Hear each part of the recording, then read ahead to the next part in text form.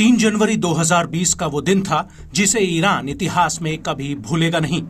दरअसल इसी दिन ईरान के major general Qasem Soleimani Iraq में गुपचुप तरीके से घूम रहे थे, लेकिन सुलेमानी के ऊपर पहले से ही अमेरिका की खुफिया एजेंसियों की नजर थी और रात के करीब 1 बजे सुलेमानी इराक के बगदाद एयरपोर्ट के बेहद ही करीब थे।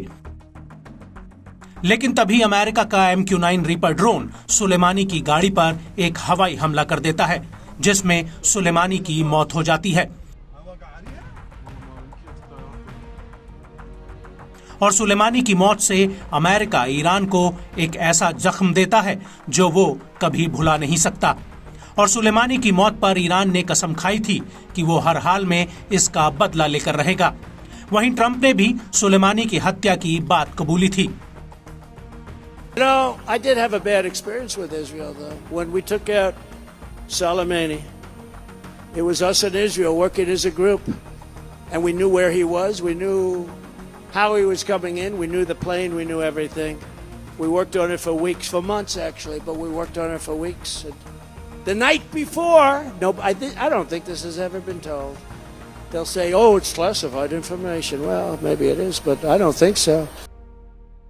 और अब इसी कड़ी में अमेरिकी खुफिया एजेंसी FBI ने एक बड़ा खुलासा किया है। दरअसल FBI ईरान की खुफिया एजेंसी के एक जासूस की तलाश कर रही है, जिसका नाम दास्तानी फरहानी है।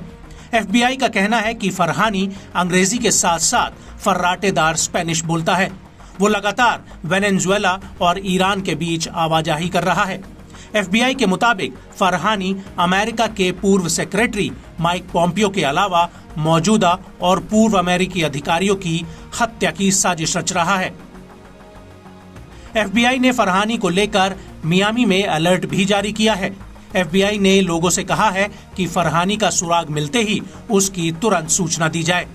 FBI का कहना है कि फरहानी ईरान की खुफिया और सिक्योरिटी मंत्रालय का जासूस है और वो अमेरिकी अधिकारियों की हत्या के लिए अमेरिका में एजेंट्स की भर्ती कर रहा है।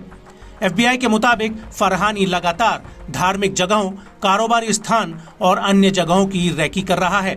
दिसंबर 2023 में ट्रेजरी डिपार्टमेंट ने फरहानी पर बैन लगा दिया था।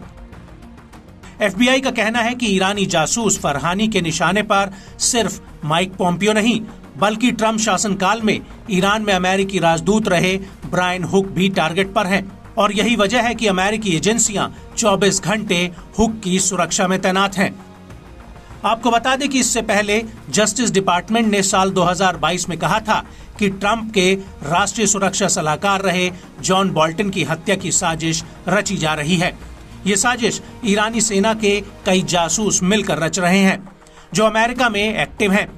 यहाँ पर गौर करने वाली बात यह है कि बोल्टन की अगुवाई में ही अमेरिका ने सुलेमानी की एयर स्ट्राइक में हत्या कर दी थी।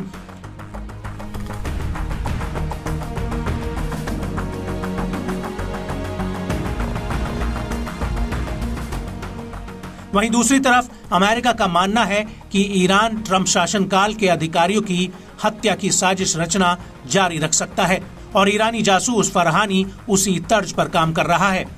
अमेरिकी अधिकारियों का कहना है कि इसके पीछे जिम्मेदार कौन है, ये साबित करना थोड़ा मुश्किल हो सकता है।